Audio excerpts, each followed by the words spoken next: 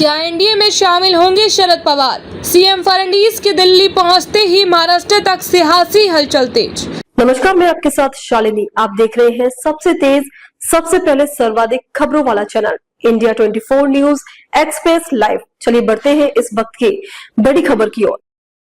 महाराष्ट्र के मुख्यमंत्री देवेंद्र फडणवीस के अचानक से दिल्ली पहुंचने के साथ शरद पवार की अगुवाई वाली एनसीपी के एनडीए के शामिल होने की अटकलें शुरू हो गई है।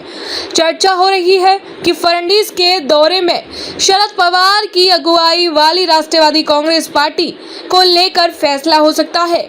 फडणवीस इस मुद्दे पर केंद्रीय गृह मंत्री अमित शाह से मशविरा करके महाराष्ट्र लौटेंगे। शरद पवार दो विकल्पों पर विचार कर रहे हैं। पहला कि कृषि मंत्रालय मिलने की स्थिति में एनडीए में एंट्री ली जाए या फिर बाहर से समर्थन दिया जाए। अब देखना है कि बीजेपी शरद पवार की मांग पर बीजेपी क्या फैसला लेती है। यह घटनाक्रम ऐसे वक्त पर चर्चा में है जब संसद का मानसून सत्र शुरू होने को है।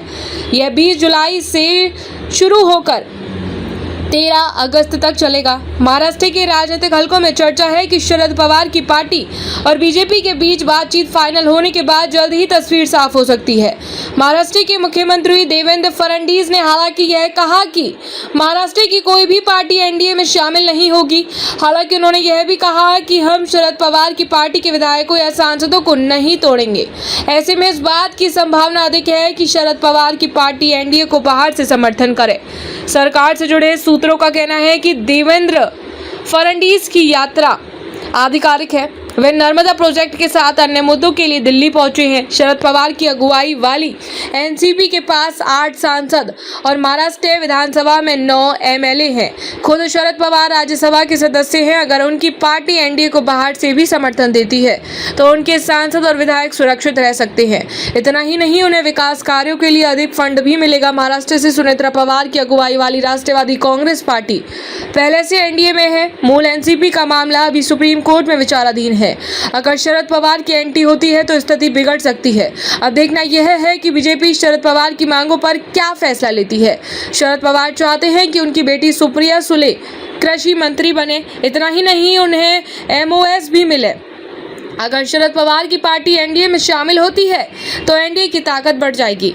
अगर वे बाहर से समर्थन करते हैं तो भी एनडीए के नंबर मजबूत हो जाएंगे।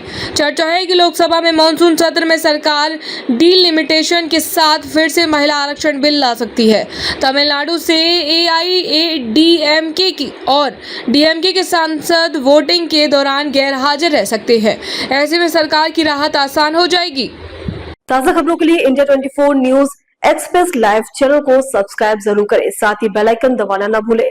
अगर आप हमें फेसबुक, ट्विटर, इंस्टा के माध्यम से देख रहे हैं तो पेज को फॉलो जरूर करें। वीडियो अच्छा लगा हो तो वीडियो को लाइक, शेयर और कमेंट जरूर करें। धन्यवाद।